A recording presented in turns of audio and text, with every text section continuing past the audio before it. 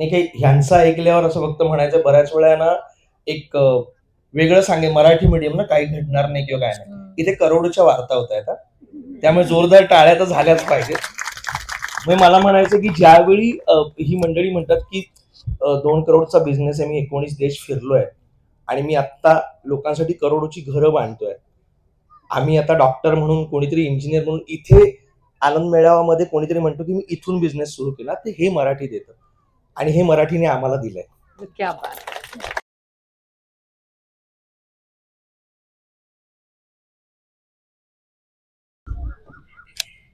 या सगळ्या यशस्वी मान्यवरांवरनं आपल्याला हे लक्षात घेतलं पाहिजे की भाषा आपल्या प्रगतीच्या आडी येत नाही. भाषेमुळे फक्त विचारांना स्पष्टता आणि मनावरती संस्कार घडतात.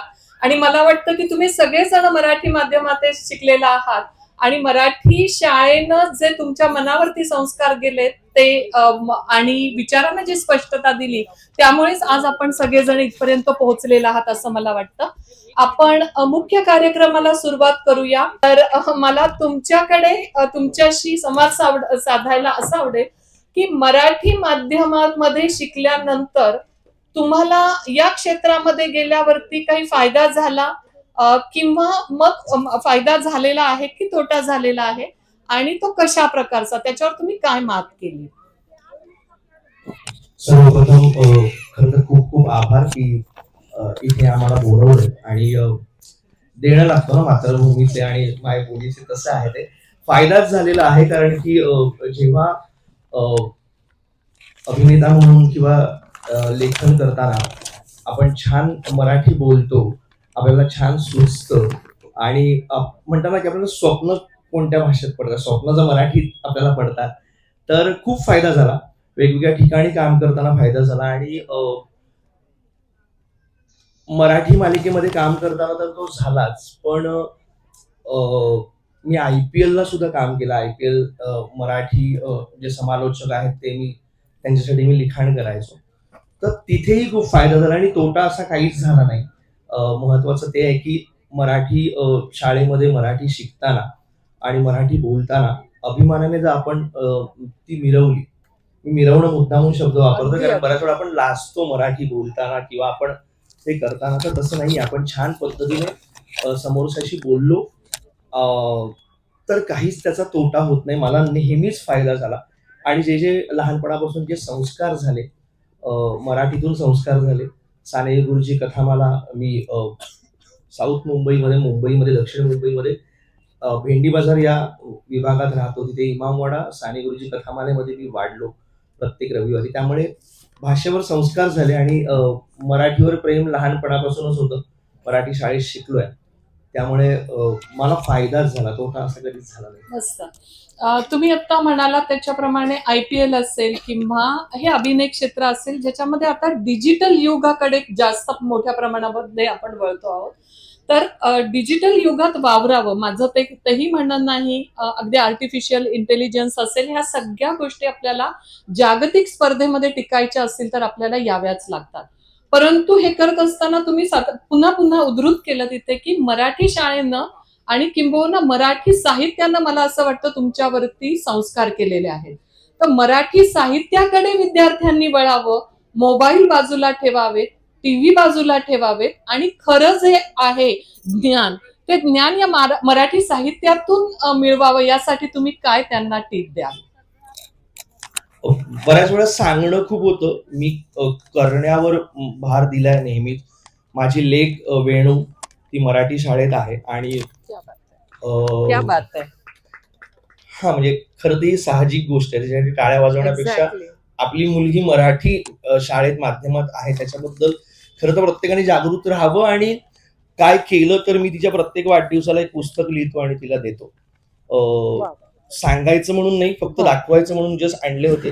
हे वेणूच्या गोष्टी नावाचे हे पुस्तक आहे, तिच्या 5व्या वाढदिवसाला मी दिलं आणि त्या 100 गोष्टी आहेत. त्या फक्त तिला वाढदिवसाचं गिफ्ट म्हणूनच मी ते दिलं होतं. नंतर बऱ्याच जणांनी ते प्रकाशित करायला सांगितलं, ते प्रकाशित केलं आणि त्याला 4 राज्यस्तरीय पुरस्कार देखील मिळाले. तर ते केलं की होतं असं मला वाटतं आणि बऱ्याच वेळा केल्याने होत आहे रे, आधी केलेची पाहिजे. तर ते आहे. कारण मला आणि श्रद्धाला म्हणजे माझी मिसेस, मराठी शाळेत का टाकतोयस तू असं त्याच्यावर एकदम प्रेस करून मराठी असं ते मग का नाही. कारण आणि आम्ही दोघं खूपच श्रद्धा ही मराठी मीडियम मधलीच आहे, मराठी माध्यम, मी मराठी माध्यम मधून, आणि आम्ही त्यांच्याशी आपण भांडण नको म्हणूया, सुसंवाद केला ना की समोरची माणसं फार, म्हटलं जपानमध्ये जापनीज मध्ये शिकतात, चायनामध्ये चायनीज मध्ये शिकतात. आणि महत्वाचं तेच आहे, तुम्ही एआयचं म्हणताय तर कोणालाही गुगल आत्ताही करायला सांगा की शिक्षण कोणत्या भाषेत घ्यावं, तर ते मातृभाषेत घ्यावं असं तुम्हाला गुगलही सांगेल. ते वैज्ञानिक दृष्ट्या खरं आहे, प्रूव्ह आहे, ते मान्य आहे. तर त्यामुळे आपण वेगळं काय करण्याची गरज नाही. आपल्याला वाटतंय का, बऱ्याच वेळांना ते आपल्यालाच वाटत नाही की ते होईल का. आणि मला असं म्हणायचं की तसं मला कधीच नाही. तुमच्या प्रश्नाची उत्तर देत जातो. वेणूला आम्ही तेच म्हणत आलो. माझी आई फार आता 70-71ची आहे, त्यामुळे ती म्हणजे कार्तिकी एकादशी असली की ती विठ्ठलाची गाणी म्हणते, गणपती आले की गणपतीची गाणी म्हणते, आणि वेणूची ती पाठ आहे.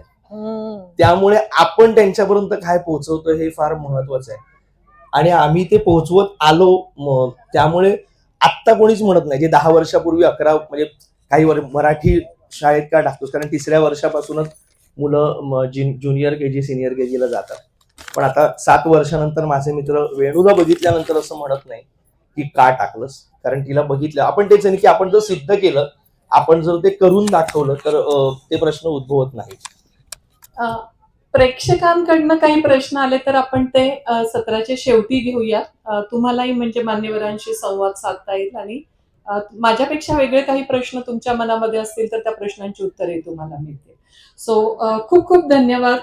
मला असं वाटतं की 18 वर्षांचा हा यांचा जो बहुआयामी असा जो प्रवास आहे, लेखक, दिग्दर्शक, अभ्यासक आणि अभिनेते म्हणून, तर या सगळ्यांच्या मागे त्यांनी जे सांगितलेलं आहे की माणूस आपल्या म्हणजे मनुष्य प्राणी, मला असं वाटतं की मातृभाषेमध्ये विचार करतो, लिहितो, वाचतो, तर जे काही विचारांची जी काही रचना आहे ती पटकन आपल्याला मराठी भाषेमध्ये मांडता येते असं मला वाटतं. आणि म्हणून मातृभाषेत शिक्षण घेणं हे सातत्यानं जे बोललं जातं आहे, त्याची अतिशय उत्तम उदाहरणं आज सकाळी पण चिन्मयी सुमित आल्या, प्राजक्ता हनमकर आल्या, तुम्ही आहात, ही सगळी जण आहेत. तर यांनी, आणि हे सातत्यानं प्रयोग केले जात आहेत मराठीवरती, मराठी शाळांवरती, आणि अतिशय उत्तम शाळा सुद्धा आसपास आहेत. तर धन्यवाद तुम्ही असं हे सगळं सांगितल्याबद्दल, तुमचे अनुभव शेअर केल्याबद्दल. आज अजून एक शेवटचा तुम्हाला आत्ताचा प्रश्न विचारते की शाळेत शिकत असताना अशी काही आठवण आहे का की ज्या आठवणीमुळे तुम्हाला अजूनही खूप मनामध्ये छान वाटतं, किंवा ज्याच्यामुळे तुमच्या आयुष्याला काही छान कलाटणी मिळालेली आहे? कारण ते खूपदा असं होतं की आपले शिक्षक असतील, त्यांना लक्षामध्ये येते, अरे हा खूप चांगलं बोलतो, मग याला आपण भाषणाला प्रवृत्त करूया, अभिनय करूया वगैरे. हेच आहे, तुम्ही जे म्हणाला तेच आहे. वक्तृत्व स्पर्धेमध्ये असं होतं ना की पहिल्यांदा आपण म्हणतो की गुरुर ब्रह्मा गुरुर, कारण आपण ती प्रार्थना याच्यासाठीच म्हणतो, कारण आई बाबांनंतर जर कोणी आहेत तर ते गुरु आहेत, आणि गुरूंना लवकर कळतं. इथे बसलेले प्रत्येक जण हे मान्य करतील की आम्ही अशा वयातले आहोत की आई बाबा कामच करत होते, कारण हातावर कमवणं आणि पोटात खाणं हाच एक आत्तासारखं नाहीये. आणि मी तर, माझे आई बाबा तर भाजी विकायचे, त्यामुळे सकाळी ते जायचे, ते संध्याकाळी यायचे. मी शेजाऱ्यांकडे जास्त वाढलोय, त्यामुळे गुरूंनी जे संस्कार केलेत ते जास्त होतात. आणि त्यांनी सांगितलं की अरे हा बरा बोलतो, आत्ता जे मी तुमच्या समोर इतका ठामपणे बोलतोय तर ते तेच आहेत, आणि तेच शाळेने दिलंय आणि देत राहतं. पदोपदी शाळा आठवते आपल्याला, शिक्षक आठवतात, शिक्षण आठवतं, आणि तेच आहे. बऱ्याच वेळा महल दिसतो, त्या विटा दिसत नाहीत, त्या विटा असतात म्हणून तो महल उभा असतो. करेक्ट. वा, मस्त.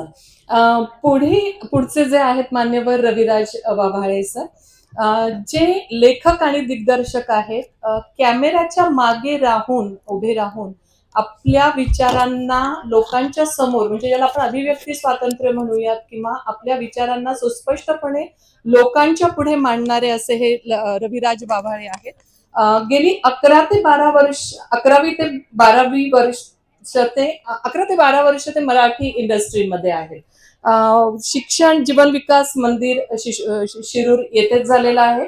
लहान असताना ते अनाथ आश्रमामध्ये होते आणि अनाथ आश्रमामधलं जे एन्व्हायरमेंट आहे, जे वातावरण होतं, त्या वातावरणामुळे मला वाटतं की बहुआयामी असं तुम्हाला वेगवेगळ्या प्रकारचे अनुभव तिथे तुम्हाला मिळाले आणि त्या अनुभवांचा पण पुढे तुम्हाला फायदा झालेला आहे.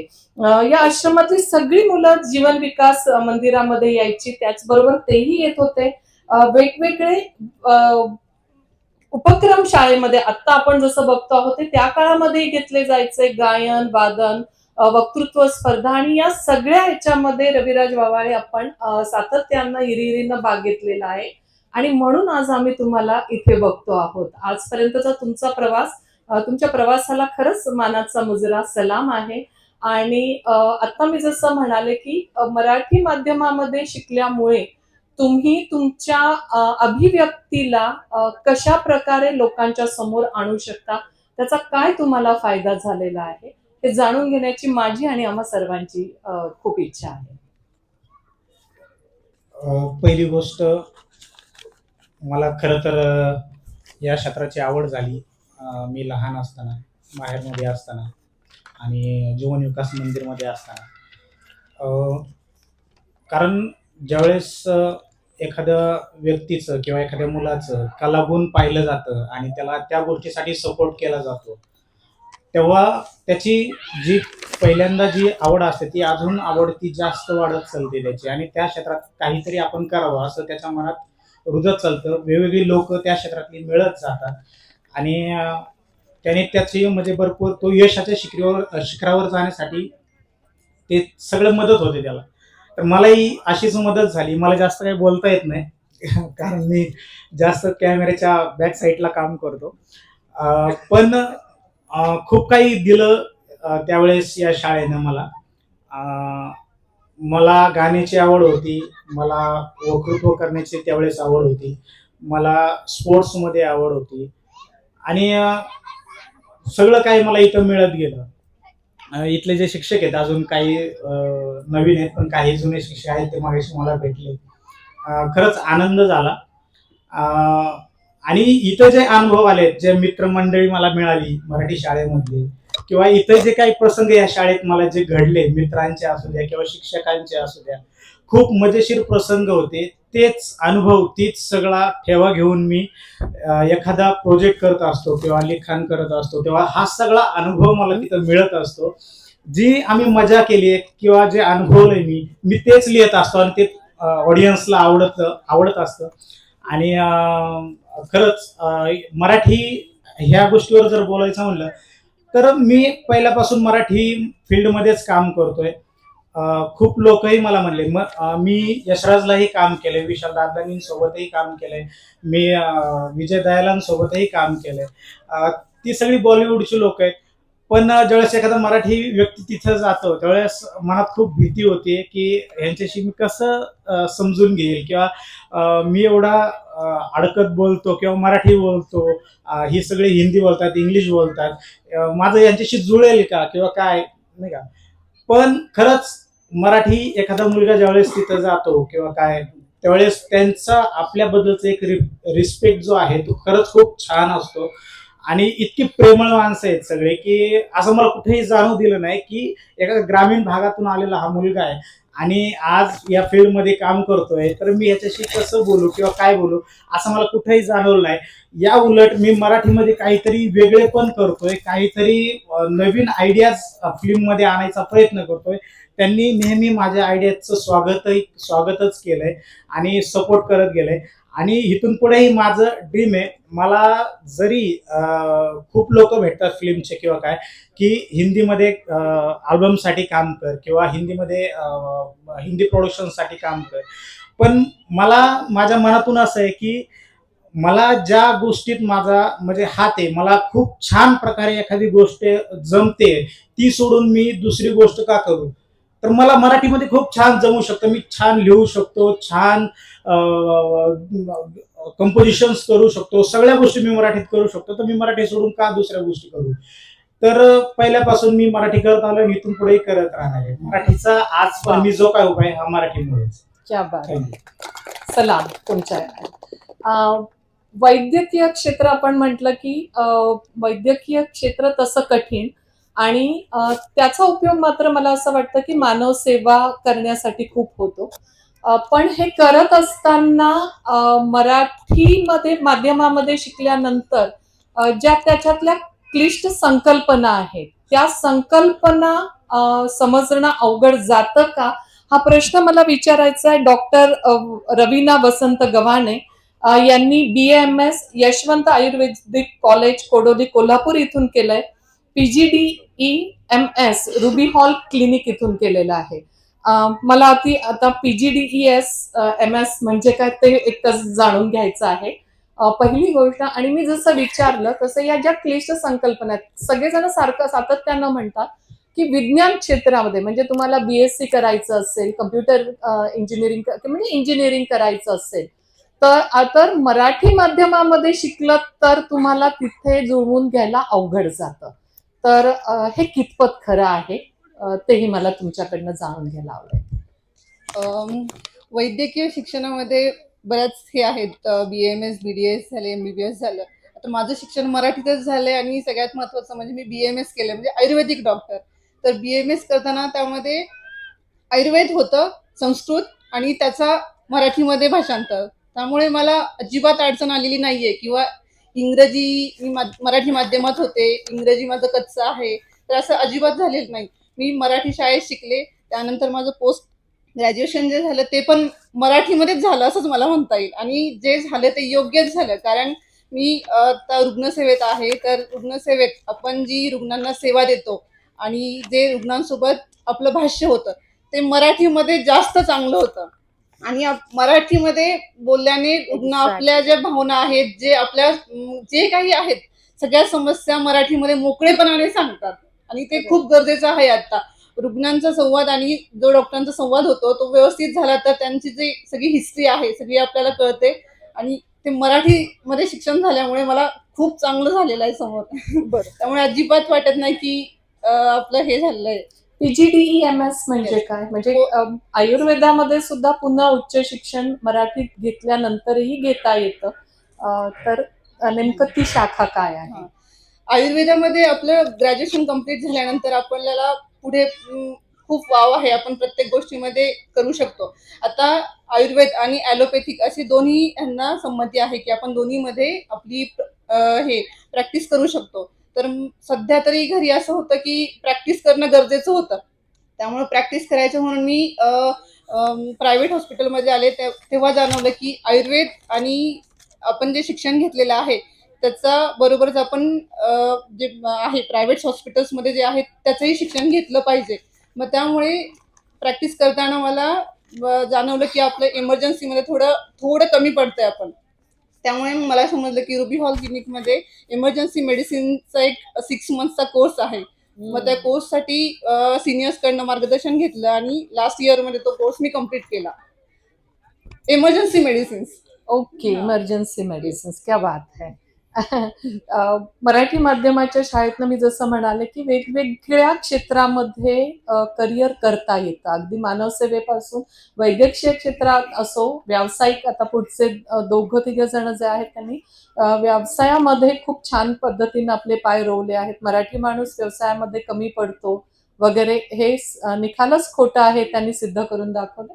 आणि कला क्षेत्रामध्ये तर मराठी माणसाचं अधिराज्य मला वाटतं अनेक वर्षांपासून, म्हणजे किमान 200-300 100-200 वर्ष मागे गेलं तरी मराठी कलाकाराला एक वेगळ्या प्रकारचं असं स्थान किंवा आपण ज्याला रिस्पेक्ट म्हणतो, आदर म्हणतो, तो मिळालेला आहे. सो डॉक्टर रवीना, तुमचं खूप खूप अभिनंदन आणि आभार. तुम्ही आज आलात आणि माझ्याही मनामध्ये असं खूपदा होतं की खरंच त्यातल्या त्यात वैद्यकीय म्हणजे मी पण मराठी माध्यमातूनच शिकले आणि पुढे भरपूर शिक्षण घेतलं, मलाही कुठल्याही प्रकारची कधीही अडचण आली नाही. आणि पण वैद्यकीय क्षेत्रामध्ये मात्र मला समजत नव्हतं की या संकल्पना ज्या आहेत त्या कितपत समजायला अवघड होत्या. तर तुमच्या बोलण्यावरून माझ्या लक्षामध्ये आलं की फारसं काही अवघड जात नाही म्हणून. आपले खूप आभार. मराठी शाळेच्या रंगमंचावरून मराठी माणसाच्या मनावर रंगमंचावरती अधिराज्य करणारी आमची आजची प्रतीक्षा बारवकर. तिची मला ओळख करून द्यायला नक्कीच आवडेल. मराठी मनोरंजन सृष्टीतली एक प्रथितयश अभिनेत्री, कंटेंट क्रिएटर, कोरिओग्राफर म्हणून ओळखली जाते. आपल्या नृत्य कौशल्यानं आणि सहज अभिनयानं त्यांनी प्रेक्षकांच्या मनात स्थान निर्माण केलेलं आहे. सोशल मीडियावरती पण क्रिएटर म्हणून त्या लोकप्रिय आहेत. डान्स व्हिडिओ, कल्पक रील्स असे त्यांच्या चाहत्यांमध्ये पसंतीस उतरत आहेत. तर प्रतीक्षा बावकर, तुमचं इथे स्वागत तर आहेच पुन्हा एकदा. परंतु पुन्हा एकदा त्याच प्रश्नाकडे वळते की आपण इंग्लिश मीडियम मध्ये शिकल्यापेक्षा मराठी मीडियम मध्ये शिकण्याचा अभिमान वाटतो की नाही, आपण इंग्लिश मीडियम मध्ये शिकलं असतो तर माझं आयुष्य काहीतरी अजून चांगलं झालं असतं, असा कधी प्रश्न मनामध्ये कधी आला का? त्याचं उत्तर जाणून घ्यायला मला आवडेल. पहिले तर तुमचे धन्यवाद. स्वतःबद्दल एवढे चांगले शब्द दिवसांनी ऐकले तुम्ही, सो त्याबद्दल तुमचे आभार. आणि जसं तुम्ही म्हणालात की मराठी मीडियममध्ये शिकून काय म्हणजे की इंग्लिशमध्ये शिकले असते तर चांगलं झालं असतं, किंवा मराठी मीडियममध्ये शिकले तर मग पुढे मला म्हणजे काय रिग्रेट होतोय का. आता माझे 2-3 शब्द थोडेसे इंग्लिश निघतील, माझं पण याचा पण अर्थ असं नाही की मी मराठी शाळेला हे नाही करत. बट जसं आता मी कॉन्टेंटच बोलते. आपण एक साधारण आता आपण बघतो इंस्टाग्रामच्या रील्स वगैरे, कॉन्टेंट चांगले कॉन्टेंट आहे. तर त्याच्यामध्ये पहिले असं व्हायचं की मोस्टली हिंदी कॉन्टेंट किंवा इंग्लिश कॉन्टेंट असायचे, तर लोक बोलायचे ओके काय स्टँडर्ड आहे, छान आहे वगैरे. एखादं मराठी काही कॉन्टेंट आलं तर लोक अरे गावठी आहे, हे काय असं बोलायचे. आता ते परिस्थिती बदलली आहे, कारण आपण बघतो की मराठी कॉन्टेंट क्रिएटर इतके चांगले आणि क्रिएटिव्ह रील्स घेऊन येतात. त्याच्यामध्ये एक वेगवेगळे संदेश पण असतात. त्यांची ऍक्टिंग तर झालीच, स्क्रिप्ट आली, त्याच्यामध्ये एक मेसेज आला मराठी भाषेबद्दल, मराठी शाळांबद्दल, मराठी विद्यार्थ्यांबद्दल. सो हे सध्या तर आपण बघतो की बरेचशी जी आता येणारी पिढी आहे ती रील्स वरूनच शिकणार, जे पण त्यांना दिसणार ते त्या प्रकारेच वागणार. सो मला असं वाटतं की सुरुवात तिथूनच केली पाहिजे आपण. आणि त्यानंतर जसं आता चित्रपट येतोय क्रांतिज्योती विद्यालय, खूप छान चित्रपट त्यांनी काढलेला आहे, खूप मस्त विषयावर, ज्याची आता गरज आहे आपल्याला. कारण मोस्ट ऑफ पालकांना असंच वाटतं की अरे मराठी मीडियम मध्ये का टाकायचं, इंग्लिश मीडियम मध्ये टाकूया, थोडंसं चांगलं होईल, थोडंसं अपब्रिंगिंग चांगलं होईल, त्यांचं इंग्लिश चांगलं होईल.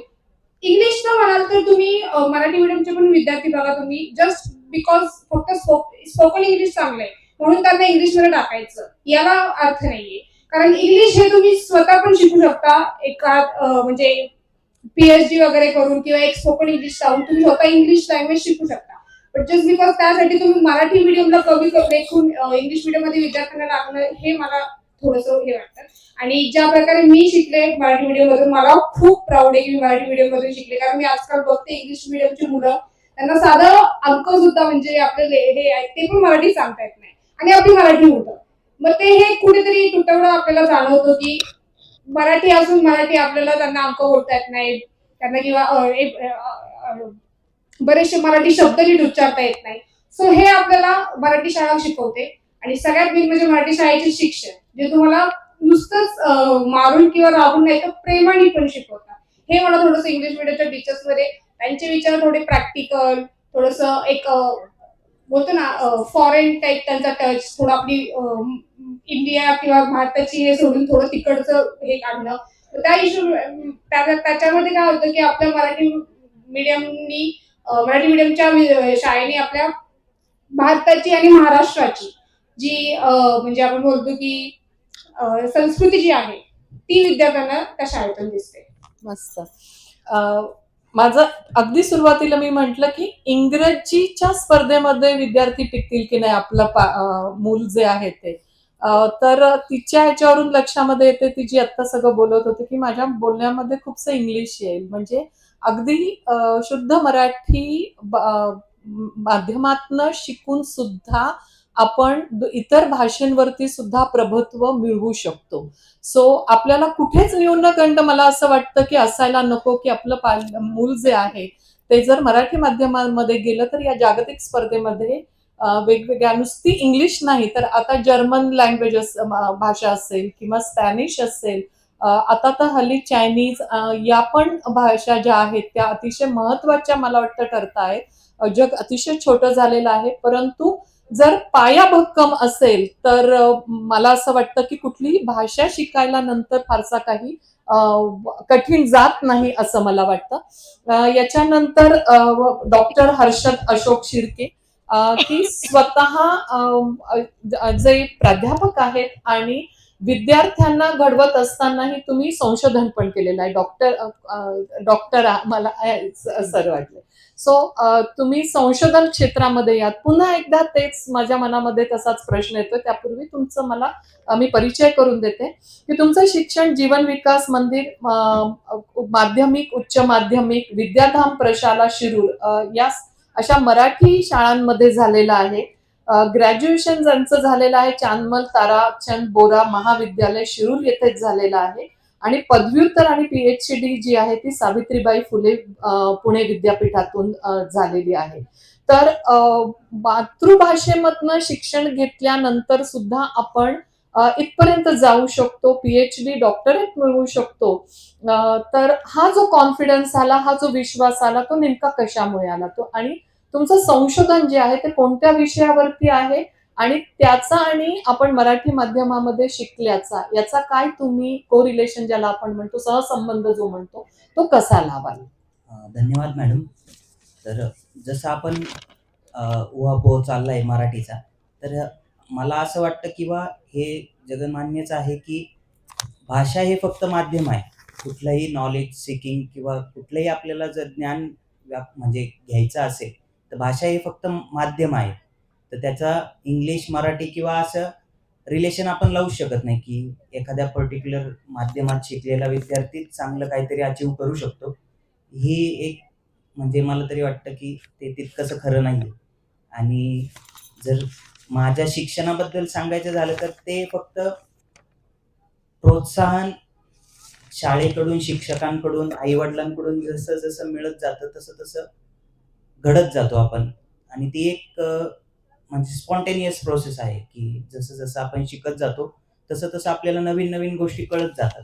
आपला कल आपल्याला कळतो की आपल्याला नेमकं करायचं काय आहे.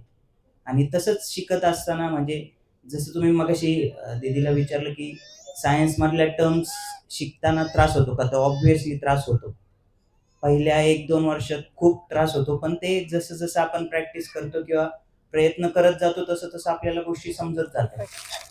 आणि माझं शिक्षण हे ग्रॅज्युएशन माझं बॉटनीमध्ये झालंय, MSc पण बॉटनीमध्येच झालंय आणि PhD करताना मी थोडंसं आणखीन डिटेल मॉलिक्युलर बायोलॉजी आणि जिनोमिक्सवर काम केलेलं आहे.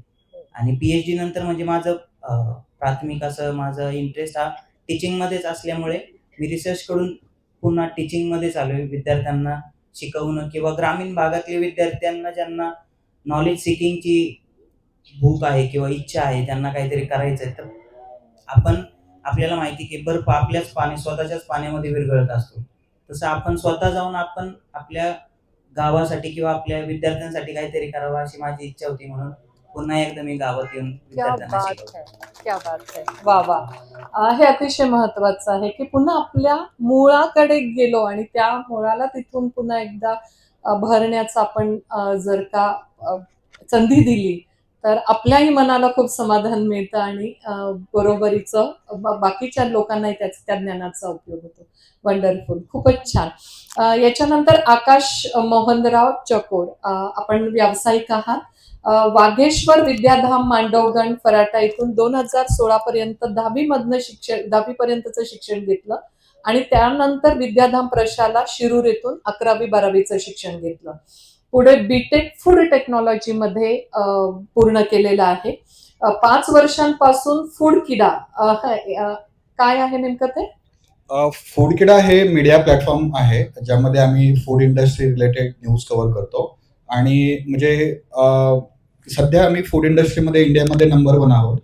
ज्या प्रकारे ह्या मीडिया क्षेत्रामध्ये काम करतात त्याच प्रकारे आम्ही पण मीडिया क्षेत्रामध्ये काम करतोय आणि महिन्याला जवळपास 60 लाख लोकांपर्यंत पोहोचतोय जे लोक फूड प्रोसेसिंग इंडस्ट्रीमध्ये काम करत आहेत. आणि म्हणजे तुम्ही इनफॅक्ट फूड प्रोसेसिंग इंडस्ट्री कोणती पण असेल इंडियामध्ये, कोणत्या पण मोठ्या फूड इंडस्ट्रीचं नाव घ्या, तिथे आम्ही पोहोचलेलो आहे. तिथे आम्ही त्यांना एज्युकेशन प्रोव्हाइड केलेलं आहे आणि त्यांना ट्रेनिंग प्रोव्हाइड केलेलं आहे. तर फूडखेडामध्ये आम्ही मीडिया, एज्युकेशन आणि ॲडवायझरी या 3 डिपार्टमेंटमध्ये आम्ही काम करतो. म्हणजे मराठी माणूस नोकरी मागणारा नाही तर मग नोकरी देणारा निघाला आहे. हो. आपल्या हाताखाली किती लोक आहेत मग? या प्रश्नाचं उत्तर जे सर्व लोकांना एक्सपेक्टेड असेल असं नाहीये. तर आमच्या कंपनीचा टर्नओव्हर 2 CR प्लस आहे. बट आमच्याकडे फुल टाइम फक्त 4 लोक आहेत. आणि जे बाकीचे लोक आहेत तर ते फ्रीलान्स बेसिसवरती आहेत. म्हणजे आम्ही सध्या टेक्नॉलॉजी, AI आणि फ्रीलान्सर इकॉनॉमी या सर्व गोष्टींचा विचार करतोय. म्हणजे जर फुल टाइम लोक असतील तर आपली कंपनी ही ऍसेट हेवी होते. म्हणजे आपले महिन्याचा जो काही खर्च असतो तो वाढतो. तर आमच्याकडे आता जी सध्या लोक आहेत आम्ही त्यांना रिक्वायरमेंट नुसार घेतो. म्हणजे जेव्हाकडे आमच्याकडे प्रोजेक्ट येतील आम्ही त्यांना हायर करतो आणि त्या अकॉर्डिंगली आम्ही त्यांना पे करतो. मग तुम्ही मराठी माध्यमातून घेतलेलं शिक्षण आणि तुमचा जो व्यवसाय चालवता आहात इतका, आणि तुम्ही 2 करोड पर्यंतचा तुमचा टर्नओव्हर म्हणता आहात, तर मग याचा सहसंबंध कशाला आला? संबंध खूप आहे. म्हणजे जर मी मराठीमध्ये शिक्षण घेतलं नसतं तर मी इथं पोहोचलोच नसतो. आणि तुमचा जो प्रथम प्रश्न होता सरांना की तुम्हाला मराठीमध्ये फायदा झाला की तोटा झाला, तर मराठीचा तोटा तर काहीच नाहीये. बट एक स्ट्रगलिंग फॅक्टर आहे. ज्यावेळेस मराठी माणूस ज्यावेळेस आपण सिटीमध्ये जातो किंवा मोठ्या कंपन्यांना अप्रोच करतो तर तिथे थोडा सुरुवातीला कुठेतरी न्यूनगंड असतो किंवा आपल्याला वाटतं की म्हणजे तेवढा आत्मविश्वास येत नाही. बट विथ टाइम ती गोष्ट क्लिअर होते. आणि सर्वात महत्वाचा भाग आहे म्हणजे पालक आज इंग्लिश माध्यमाकडे का वळतात आहे. म्हणजे पालकांनी स्वतःला एक प्रश्न विचारला पाहिजे की म्हणजे तुम्हाला मुलाने इंग्लिश शिकावी म्हणून तुम्ही इंग्लिश माध्यमामध्ये शिक्षण घेत आहात की मुलाला इंग्लिश बोलता यावे म्हणून शिक्षण घेत आहात. ठीक आहे. आता ज्यावेळेस जो चिल्ड्रन ब्रेन असतो तर म्हणजे ग्रास्पिंग पॉवर ही मातृभाषेमध्ये जर शिक्षण घेतलं तर खूप जास्त असते. सरांनी तो पॉइंट हायलाइट केला होता. पण जर लहान मुलांनी जर आपण त्यांना इंग्लिशमध्ये शिक्षण आपण त्यांना देत असतो तर त्याची ग्रास्पिंग पॉवर तेवढी होणार नाही. आणि जर मुलाचा बेस हा पक्का नाही झाला तर तो पुढे चालून त्याचा उपयोग त्याच्या क्षेत्रामध्ये नाही करू शकत. म्हणजे मराठीमध्ये, आता मी मराठीमध्ये शिकलो तर म्हणजे माझी जी क्रिएटिव्हिटी आहे ती मी आता माझ्या बिझनेसमध्ये यूज करतोय. आणि म्हणजे नक्कीच मराठीचा मला खूप फायदा झाला. आणि अजून एक गोष्ट आहे, म्हणजे आता शिक्षकांचा खूप वेळा म्हणजे मार पण खाल्लेला आहे मी. ठीक आहे. तर ते एक शिस्त पण लावतात गोष्ट. ठीक आहे. म्हणजे एकदम सिंपल, म्हणजे जर मी नोट्स काढताना जर मी रेषा मारला नाही तर खूप सर मारायचे. पण याच्यामुळं मला म्हणजे प्रेझेंटेशन स्किल, ठीक आहे, आपण कशा प्रकारे प्रॉपर प्रेझेंटेशन केलं पाहिजे, तर ह्या गोष्टी आपल्याला समजायला मिळतात. पुन्हा एक चिकाटी. आता चिकाटी आपण सर्व सक्सेसफुल लोकांच्या भाषणामध्ये चिकाटी हा शब्द ऐकतो. चिकाटी म्हणजे काय? आता इंग्लिश मिडियमचा जर कोणी असेल तर त्याचे पालक त्यांनी घड्याळ मागितलं घड्याळ दिलं, सायकल मागितली सायकल दिलं. आता आपण मराठी मीडियमचे, ठीक आहे, आपल्याला 10 वेळा रडावं लागतं, मार खावा लागतो, 4-5 दिवस जेवण नाही करावं लागत, मग एखाद्याला काहीतरी गोष्ट मिळते. तर ही जी चिकाटी गोष्ट आहे ती बिझनेस मध्ये युज होते. म्हणजे जर मला एखादा क्लायंट नाही भेटला, मी एकदा ट्राय करून सोडणार नाही, मी 4 वेळा 5 वेळा 10 वेळा ट्राय करणार. आणि म्हणजे अशा प्रकारे म्हणजे मराठी नसते तर मी इथं नसतो. सिंपल. क्या बात आहे. तुम्ही मगाशी म्हणालात की पाया भक्कम नसला तर पुढची इमारत बांधणं किंवा इतकी मजबूत इमारत बांधणं खरंच अवघड आहे. आणि असेच मजबूत इमारती बांधणारे सुयोग भीमाजी धवाटे धावटे, राईट. तुमचंही शिक्षण 2010 ते 11 मध्ये जीवन विकास मंदिर मधून झालेलं आहे. आणि विज्ञान तुम्ही सायन्स 11वी 12वी पूर्ण करून सिव्हिल इंजिनिअरिंगची पदवी घेतली. मॅडम मी 3री पासून 10th पर्यंत जीवन विकास मध्ये होतो. अच्छा, 3री पासून. ओके. 11-12 मी सिटी बारा कॉलेज केलं आणि नंतर JSTM ला मी डिप्लोमा इन सिव्हिल इंजिनिअरिंग केलं. क्या बात है. मराठी माध्यमातून शिकत असताना मला असं वाटतं की जो संवादाचा महत्वाचा भाग आहे, कारण सिव्हिल इंजिनिअरिंग म्हटलं की मला लगेच लक्षामध्ये येतं कामगार वर्ग, तो पण आपल्या बांधकाम व्यवसायाचा खूप महत्वाचा आत्मा आहे असं मला वाटतं. तर त्याचा आणि मराठी असण्याचा काय उपयोग झाला, काय फायदा झाला? मॅडम काय होतं, बेसिकली आपल्याकडे जे वर्कर काम करतात ना सिव्हिल मध्ये, ते वेस्ट बंगालचे असतात, UPचे असतात, MP असतात. आपले महाराष्ट्रामधील खूप कमी वर्कर आहेत आपल्याकडे काम करणारे, त्यामध्ये सेंटरिंग मध्ये किंवा कन्स्ट्रक्शन लाईन मध्ये. त्यांच्याबरोबर जास्त तर हिंदीच बोलावं लागतं म्हणजे याच्यात. आणि जर महाराष्ट्रातले वर्कर असेल तर मराठी रेग्युलर चालते. आपण त्यांना मराठीत जरी सांगितलं त्यांना जास्त मराठीत कळत नाही, कारण ते टोटल हिंदी भाषिक प्रदेशातून आलेले असतात. आणि आपण जर तुम्ही आता खाली नॉर्थ साईडला गेले, सॉरी साऊथला गेले तुम्ही, तर साऊथला आपण जरी हिंदीतून बोललो किंवा आपण मराठीतून बोललो तर ते त्यांच्याच भाषेत बोलतात. तुम्ही किती प्रयत्न करा ते त्यांच्याच भाषेत बोलणार, की आपल्याला कळणार पण नाही ती भाषा. त्यांना येत असते, हिंदी पण येत असते त्यांना, पण ते बोलत नाही आपल्यासोबत, कारण त्यांना त्यांच्या भाषेचा अभिमान आहे. तर माझ्यासाठी मराठी माझ्यासाठी मर्यादा नव्हती, तर माझ्या आयुष्याचा एक भक्कम पाया होता. मी ह्या शाळेत शिकलो ना मॅडम, आज म्हणजे मी माझ्या वडिलांचे धनक सरांचे पहिल्यापासून एक रिलेशन होते, म्हणजे त्यांची ओळख होती. मला त्यांनी इथे शाळेत टाकलं वडिलांनी, आणि तोडमल सर मला जवळजवळ पहिल्यापासून मराठीलाच आम्हाला शिकवायला होते. नंतर बनकर सर होते, कोतवाल सर होते. काय आलं मॅडम, इथे मी शिकलो ना ह्या शाळेत, मला वैयक्तिक संस्कार खूप महत्वाचे. आमच्या शाळेत एक शिवी जर दिले ना, तर आजपर्यंत म्हणजे तुम्ही आज मारू शकत नाही मुलांना एक्स्ट्रा, म्हणजे याच्यात तुम्ही आज विचार करा, बाहेर शाळेत मारलं तरी पालक येतात, माझ्या मुलाला का मारलं. माझे घरचे किंवा सुयेची मम्मी यायची, निरंजनची मम्मी यायची, फोडून काढा म्हणायची यांना डायरेक्ट. म्हणजे संस्कार त्या टायमिंगला झाले. आज माझे जे म्हणजे मी ज्या व्यवसायात आहे सिव्हिलमध्ये, आता सुयश हा घड्याळ लाईन मध्ये, थोडक्यात त्याची इथं शोरूम आहेत मोठे. पण आज मी जे मित्र गमावले ना माझे, आता हर्षद, आम्ही बॅचमेटच आहे सगळे, असे बरेच मित्र आहे आम्ही, किंवा आम्ही रोज आठवड्यातून एकदा भेटतो, महिन्यातून 2 महिन्यातून आमचे कॉल चालू असतात. आता मी जर मराठी शाळेत नसतो ना मॅडम, तर मी ह्या लेवलला पोहोचलोच नसतो. करेक्ट. पोहोचलो म्हणजे मी इंग्लिश मिडियमला असतो ना, मी कुठेतरी याच्यात हे असतो, किंवा आता त्या आपल्याला त्यांना चुकीचं नाही ठरवायचं. पण मी ह्या शाळेत शिकलो ना, म्हणजे खरंच मला याचा अति फायदा झालाय. आज माझे व्यावसायिक म्हणजे आता हा जरी हे असलं तर आज आम्ही दोघं व्यावसायिक पार्टनर आहे कन्स्ट्रक्शन लाईन मध्ये. सुयश, तुम्ही पण कन्स्ट्रक्शन हो, मध्ये आता त्यांच्याबरोबर construction line मध्ये, partner हो, आता मी पार्टनर आहे कन्स्ट्रक्शन लाईन मध्ये. क्या आता मी बात आहे. प्रोजेक्ट पण लॉन्च करतो एक 2 महिन्याच्या आत. 36 रो हाऊसचा प्रोजेक्ट आहे रामलिंग रोड येथे. एकदम आपण त्यात 3 बेसिकली घडवतो. एक प्री मतलब नॉर्मल म्हणजे एक मिडल क्लास लोकांसाठी एक 50 लाखापर्यंत एक हे करतोय आपण, एक काय लक्झरी सेमी लक्झरियस मध्ये 60-70, आणि एकदम लक्झरियस मध्ये एक 80 ते 1 CR पर्यंत, असे 3 आपण प्रेम हे करतोय. मी काय शिकलो म्हणजे मी इथं जर शिकलो नसतं तर मला हे भेटलं नसतं. आणि माझ्या वडिलांची अजिबात इच्छा नव्हती की मी इंग्लिश मिडियमला जाऊन शिकावं. मला त्यांनी सेमी इंग्लिशला पण घातलं. मी 7वीत असताना सेमी इंग्लिशला आलो. मी 2च महिने सेमीला गेलो. माझं आणि इंग्लिशचं कधीच जमलं नाही मॅडम, आतापर्यंत पण जमलं नाही. आता मी याच्या खूप महत्वाचं बोलताय बरं. पण म्हणजे आणि सकाळी सुद्धा मला वाटतं प्राजक्ता हनमकर किंवा चिन्मय की तिसरीच मध्ये म्हणजे 11वी-12वी मध्ये इंग्लिशची भीती वाटते, आणि आपण तिसरी मध्ये असताना अगदी 1ली-2री मध्ये असताना त्यांच्यावरती इंग्लिश लादण्याचा प्रयत्न करतो, तर ते उमजणं त्या मुलांना ते खूप अवघड जातं. तर ते तुमच्या बोलण्यातून तेच आता मी जाणवत आहे. हाँगकाँगला गेलो मॅडम एक बिझनेस याच्यासाठी. HKDDC म्हणून त्यांचं एक प्लॅटफॉर्म आहे, म्हणजे मोठं हे हाँगकाँगमध्ये. तर तिथं आम्ही ना, आम्हाला भाषण ती लोक इंग्लिश पण तुम्ही बोलत होते, त्यांच्याच लँग्वेज मध्ये बोलत होते. त्यासाठी आम्हाला म्हणजे माणूस ठेवायला लागायचं की हे बोलताना सबमिट हे करताना. आम्ही बऱ्याच देशात गेलो, सिंगापूर गेलो, थायलंड गेलो, हाँगकाँग गेलो. तिथे ना बऱ्यापैकी लोक इंग्लिश नाही, म्हणजे जेमतेमध्ये जी आहेत ना समजा हॉटेलमध्ये, ते आपले इंडियन लोक आहेत तिथं बऱ्यापैकी. जिथं आपण जातो ना ते बऱ्यापैकी इंडियन लोकच आहेत तिथं, की तुम्ही भाषांतर हे करा, हे त्यासाठी त्यांनी कामाला ठेवले. मस्त. पण मराठी भाषा म्हणजे आज काळाची गरज आहे. आज आहे ना पालक टाकतात त्यासाठी माझा मुलगा इंग्लिश मध्ये हे पुढे जाईल शिकून. तर असं काही नाही. तुम्ही बेसिकली जर तुम्हाला बेसिक नॉलेज जर नाही आलं तर तुम्ही इंग्लिश काय किती पण तुम्ही कॉन्व्हेंटला शिका.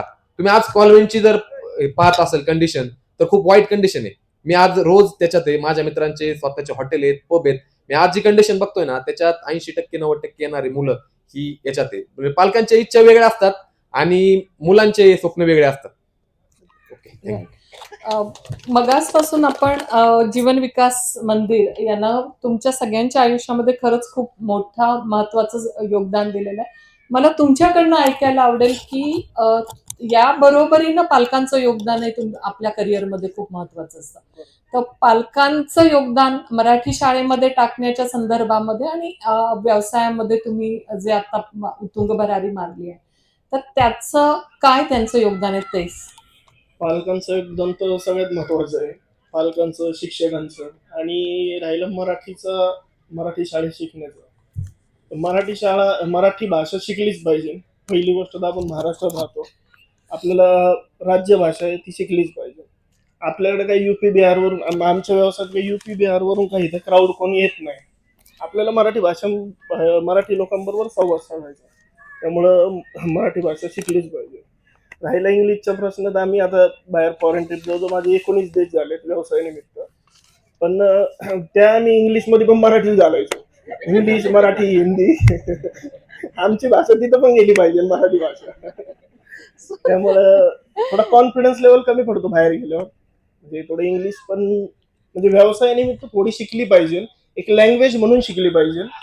पण इथं राहून जर आपण इंग्लिश शिकलो महाराष्ट्रात राहून किंवा आपल्या दैनंदिन, तर ते काय उपयोगाचं नाही. आणि राहिलं शाळेतलं आमचं म्हणजे संस्कार, आपल्या शाळेविषयी बोलणं म्हणजे ह्या शाळेत शिकून संस्कार. मी तर पहिल्या तासापासून शेवटपर्यंत मार खात आलेलो आहे.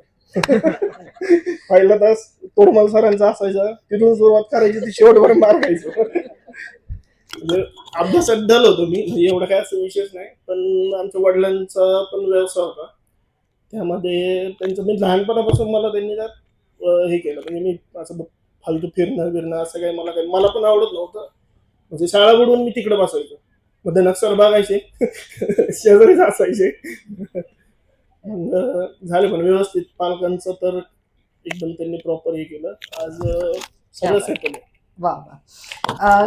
सुमित आहे सुमित कल्याणकर, तुम्ही पण जीवन विकास याच्या मंदिरमध्ये शिकलेला आहात आणि आता सोलार टेक्नॉलॉजी मध्ये तुमचं काम आहे. सोलर टेक्नॉलॉजी मध्ये नाही मॅडम, डेअरी डिप्लोमा झाला. अच्छा. डेअरी हा, टेक्नॉलॉजी. कोल्ड ड्रिंक्स आणि डेअरी प्रॉडक्ट हो. याच्यामध्ये. तर मराठी माध्यमाच्या मध्ये शिकल्यानंतर पुन्हा काय फायदा झाला आणि पुन्हा हे सगळं करता, डेअरी प्रॉडक्ट्स असतील किंवा हे, तर संकल्पना मुख्य म्हणजे या सगळ्या व्यवसायामधल्या समजून घेताना, शिकत असताना त्याचा काही त्याच्यामध्ये काही प्रश्न निर्माण झाले का, आणि मग त्या अडचणी आल्या असतील तर मग तुम्ही त्या कशा सोडवल्या, त्याच्यावर कशी मात केली? मॅडम, पहिल्यांदा शाळेत होतो त्यावेळेस आमच्या शाळेमध्ये 8वी ते 10वी मध्ये मी या दरम्यान आलतो. तर शाळेमध्ये सरांनी आनंद मेळावा म्हणून कार्यक्रम घेतला होता. आनंद मेळाव्यामध्ये त्याच्यामध्ये तुम्ही आणा काहीतरी विका ह्याचं सरांनी आणलं होतं. त्याच्यापासून मी बिझनेसला सुरुवात केली मॅडम. असं तर पप्पांची पण इच्छा होती. पप्पा पण शिक्षक पण होते, प्लस त्यांनी पार्ट टाइम मध्ये मला बिझनेस पण शिकवला. आणि समजा जर काही अडचण वगैरे आली तर पप्पा सॉल्व्ह करू लागतात, सर मदत करतात. क्या बात आहे. खूप खूप अभिनंदन. थँक्यू. मी आता मगासपासून बरेच प्रश्न विचारले. तुम्हाला एक एक कुणाला पुन्हा अजून आपल्याला काहीतरी सांगायचंय असं राहिलं असं वाटतंय का? आणि असेल तर 1-2 मिनिटांमध्ये आपण ते ऐकूयात आणि मग आपण कन्क्लूड करूयात, हा सत्र थांबवूया. नाही, काही ह्यांचं ऐकल्यावर असं फक्त म्हणायचं, बऱ्याच वेळा ना एक वेगळं सांगेल, मराठी मीडियम ना काही घडणार नाही किंवा काय नाही. इथे करोडोच्या वार्ता होत आहेत, त्यामुळे जोरदार टाळ्या तर झाल्याच पाहिजेत. म्हणजे मला म्हणायचं की ज्यावेळी ही मंडळी म्हणतात की 2 करोडचा बिझनेस आहे, मी 19 देश फिरलोय आणि मी आता लोकांसाठी करोडोची घरं बांधतोय. आम्ही आता डॉक्टर म्हणून, कोणीतरी इंजिनियर म्हणून, इथे आनंद मेळाव्यामध्ये कोणीतरी म्हणतो की मी इथून बिझनेस सुरू केला, ते हे मराठी देतं आणि हे मराठीने आम्हाला दिलंय. क्या बात. मराठी म्हणजे भक्कम पाया आहे. इथे पायाच घडतो. इथे पाया घडला की पुढे जाऊन ती यशाची गुरुकिल्लीच आहे. आणि इंग्रजी झालं तर ही कौशल्य आहे. मराठी ही आपली मातृभाषा आहे. इंग्रजी शिकणं, हिंदी शिकणं किंवा पुढे जाऊन आपण बाकीच्या गोष्टी आत्मसात करणं हे कौशल्य आहे. प्रत्येक विद्यार्थ्यांनी ते कौशल्य नंतर पुढे जाऊन आत्मसात करता येतं. पण मराठी माझीच आहे, मराठीतच शिकलं पाहिजे. क्या बात. एक पॉइंट मला सांगायचा आहे की इंग्लिश मिडियमचं आपण बोलत होतो की पालकांचं असतं की इंग्लिश मिडियम मध्ये टाकायचं. तर इंग्लिश मिडियम मध्ये टाकल्यावर मोस्ट ऑफ द असं होतं की घरी आल्यावर म्हणजे मुलांशी पालक सुद्धा इंग्लिश मध्ये बोलतात. ओके, आता इंग्लिश स्पीक करूया. डेली स्पीक पण त्यांचं डेली बोलणं पण इंग्लिश मध्ये असतं. माझ्यासाठी त्यांचं म्हणजे कंटिन्यू इंग्लिश इंग्लिश इंग्लिश, मग त्यांना ते कूल वाटतं. मग कोणी मध्येच त्यांचं मराठी बोललं, काय बोललं की त्यांना सटारी किती डाऊन आहे किंवा अरे हे असं नाही बोलायचं. आत्ताची पिढी मोस्टली असं झाली. मराठी मीडियम मधले विद्यार्थी बघा तुम्ही, इंग्लिश ठीक आहे बट त्यांना त्यांच्या भाषेची जाणीव असते, मातृभाषेची त्यांना प्रेम असतं. त्यांचं बोलणं, त्यांचं एक रिस्पेक्ट आपण त्याबद्दल बोलतो ते तुम्हाला मराठी शाळेतच शिकवली जाते. सो पालकांना विनंती की मराठी शाळेतच विद्यार्थ्यांना टाकावे. आपला आजचा जो कार्यक्रम आहे तर त्याच्यामध्ये एक शब्द आहे पालक मेळावा. ठीक आहे. आय थिंक आज इथे पालकांपेक्षा शिक्षक खूप जास्त वाटतात आहे. तर सर्वप्रथम इथे जे काय पालक उपस्थित आहे तुमच्या सर्वांचे खूप खूप आभार की तुम्ही शेवटपर्यंत थांबलेला आहात. कारण मराठी शाळेसोबत ना पालकांचा पण खूप मोठा रोल आहे. ठीक आहे. आधी काय सांगायचं होतं मला, एक मिनिट. तर म्हणजे पालकांचा पण खूप मोठा रोल आहे. आता म्हणजे मराठी शाळेसोबत माझ्या आईवडिलांचा खूप मोठा रोल होता माझ्यामध्ये. म्हणजे इयत्ता 7वीला असताना मला माझ्या पप्पांनी एकट्याला पुण्याला पाठवलं होतं रेल्वेने. मला काय माहित नाही, प्लॅटफॉर्म माहित नाही, काय नाही. माझा फोन हरवला तर आता तिथं पालक कसा रिॲक्ट करतो हे पण खूप महत्वाचं आहे. ठीक आहे. तुम्ही त्याला ओरडता, तुम्ही त्याला मारता की बोलता हा चल ठीक आहे काय नाही. तर माझा पण फोन हरवला होता रेल्वे स्टेशनवरती. तिथं पोलीस उभा होता. पोलीसच्या फोनवरून मी पप्पांना फोन केला, फोन हरवला. ते म्हणले हा उद्या काय नाही येतो. तर हे पण खूप मोठं म्हणजे तुम्ही मुलाला कसं ट्रीट करता. पुन्हा सगळ्यात महत्वाची गोष्ट आहे आणि शिक्षकांसाठी पण म्हणजे मी ती सजेस्ट करेल की आपले मुलं जेवढे जास्त एक्स्ट्रा करिक्युलर ऍक्टिव्हिटी करतील ते खूप जास्त महत्वाचे. आता इथे मी डान्स वगैरे झाले तर ते म्हणजे खूप अप्रिशिएट करतो मी या सगळ्या गोष्टी. कारण हे जे एक्स्ट्रा करिक्युलर स्किल असतील तर ते मुलाला घडवतात आणि हेच पुढे चालून मुलाला नक्कीच त्याच्या आयुष्यामध्ये खूप हेल्पफुल होतील. तर एवढंच मला सांगायचं. Thank you madam. तसं जर म्हटलं तर मी गावाकडे होतो. त्यापासून मी इकडं आलो. शाळेमध्ये सरांनी मी तुम्हाला म्हटलं तसं की आनंद मेळावा घेतला. त्यापासून मी बिझनेसला सुरुवात केली. तसं जर म्हटलं तर पप्पा माझे मुख्याध्यापक आहेत विद्याधाम शाळेमध्ये, आता रिटायर झालेत. तर त्यांनी मला खरं मार्गदर्शन केलं की भाऊ आता शाळा शिकलाय तू. त्यांची इच्छा होती की मी ग्रॅज्युएशन करून तू बाहेर कंट्रीजमध्ये तू जा शिकायला, सोलर टेक्नॉलॉजी केलाय, कोर्स वगैरे केलाय, तू अजून पुढे असेल. पण मी पप्पांना हे पण त्यांनी मला शिकवलं होतं की सध्या भविष्याची गरज आहे की तू बिझनेसमध्ये उतर वगैरे असं कर. तर मी सोलर टेक्नॉलॉजीमध्ये माझं ग्रॅज्युएशन कम्प्लीट झालं मॅडम. मला दिल्लीमध्ये नंबर पण लागला होता युनिव्हर्सिटीमध्ये माझ्या. पण मी पप्पांना म्हटलं की मला काही कॉलेजमध्ये जायची इच्छा नाहीये. मला घरी आपला तो बिझनेस आहे तो मला चालू करायचा आहे, म्हणजे आहे तो वाढवायचा आहे म्हटलं. तर घरच्यांचा सगळ्यांचा विरोध होता. पप्पा मला म्हटले की तू कर, तुला मी मदत करतो म्हणून. तर त्या पप्पांमुळे मी आज इथपर्यंत पोहोचलो. त्याच्यामुळे त्यांचा पण आभार मानतोय. आता खरं सांगायचं म्हणजे ना, माझे वडील हे 10वी पर्यंत विद्याधामला शिकले मॅडम.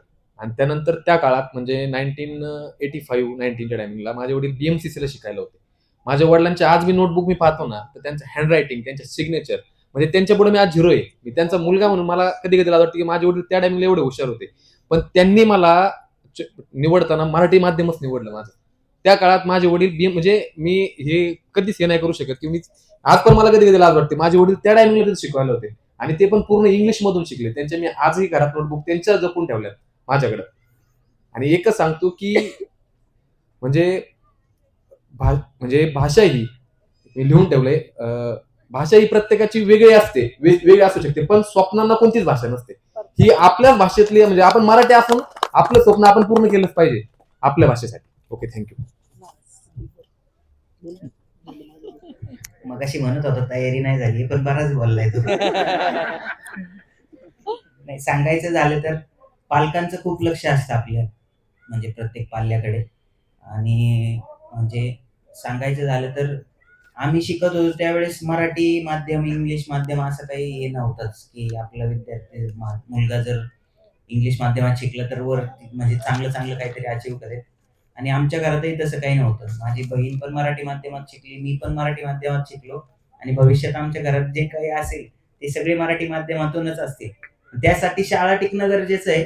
तर पालकांना आव्हान असेल की आपण इथं बसलेले आहात, आपल्याला जाणीव आहे मराठीची, पण आपण ज्यावेळेस आपल्या मित्रमंडळांमध्ये असतो किंवा कुठेतरी आपल्याला बोलण्याची संधी मिळते की मराठी शाळांसाठी आपण काहीतरी करायला हवं, तर आपण लोकांना प्रोत्साहित केलं पाहिजे, स्वतःपुरतं मर्यादित न राहता. तर माझं एवढंच आव्हान असेल की मराठी शाळांसाठी आपण प्रत्येकाने काही ना काही करायला हवं.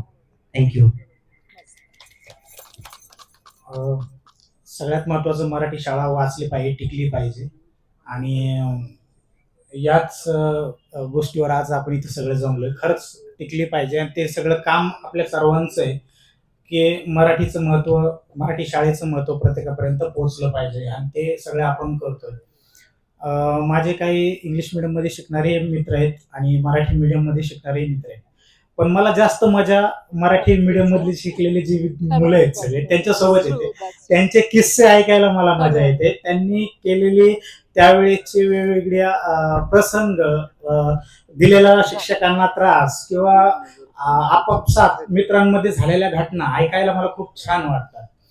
आणि माझ्याविषयी सांगायचं झालं तर साने मॅडम इथंच आहेत बहुतेक. मी आय थिंक 5वी-6वीला असेल आणि गाण्याची खूप आवड होती आणि शिरूरमध्ये गायनाची स्पर्धा होती, त्याच्यामध्ये माझा नंबर आला होता गायनाच्या स्पर्धेमध्ये आणि त्या मला मानधन मिळालं होतं. त्या मानधनाचं मी एक रेडिओ मिरची घेतली होती त्यावेळेस आणि मी ते वर्ग चालू असताना ऐकायचो. आणि ते एक दिवशी साने मॅडमनी पाहिलं आणि ती रेडिओ मिरची जप्त करून घेतली. मला भीती होती आता ही रेडिओ मिरची माझ्या संस्थेत जाईल, सरांना सांगितलं जाईल, मॅडम परत तोंडमल सरांकडे नेतील, खूप धिंगाणा होईल नाही का, म्हणजे मारतील किंवा काहीतरी करतील. पण त्यावेळेस मॅडमनी मला समजून सांगितलं की अभ्यास आपला तास चालू असताना ही गोष्ट करायची नाही, तुला आवड आहे, तू ज्यावेळेस तुला मोकळा वेळ असेल, शाळा नसेल त्यावेळेस ऐकत जा, तुला गाण्याची आवड आहे त्यावेळेस तू ऐकत जा, पण शाळेच्या ज्यावेळेस तास चालू आहे किंवा काहीतरी शिकवतात त्यावेळेस तिकडे लक्ष दे. मी शाळेतही छान होतो, ढ वगैरे नव्हतो, चांगला होतो आणि गाण्याची त्यांनी मला ती जप्त न करता ती मला पुन्हा रिटर्न केली, जे मी कधीच माझ्या डोक्यात नव्हतं. कारण मला असं वाटत होतं, कारण माझी खूप मेहनत होती. एक तर आम्हाला पैसे मिळायचे नाहीत आणि आमच्याकडे म्हणजे खर्चायला पैसेच नसायचे आम्ही संस्थेत असल्यामुळे. तर कधीतरी आपला नंबर येतो, आपल्याला बक्षीस मिळतं 200-300 रुपयाचं, त्याची आपण रेडिओ मिरची घेतो. तिचं महत्व किती असेल आपल्या आयुष्यात. आणि त्यावेळेस त्यांनी जप्त ज्यावेळेस केलं त्यावेळेस मला वाटलं आता गेलं आपल्या हातातून सगळं. पण त्यांनी मला शाळा सुटल्यानंतर ते दिलं. त्यांनाही माझी आवड माहिती होती आणि आजही मी ती आवड जपतो. खूप सारे चित्रपटांना म्युझिक दिलंय, संगीत दिलंय, लिखाण करतो आणि खरंच मला ह्या गोष्टीचा फायदा झाला आणि हे फक्त मराठी शाळेत बोलू शकतो. Thank you madam. दोन ओळी तरी होऊ द्या ना, म्हणजे आता एवढं जर झालं असेल तर. रेडिओ मिरची तुम्हाला व्यवस्थित दिले की नाही ते आता काय?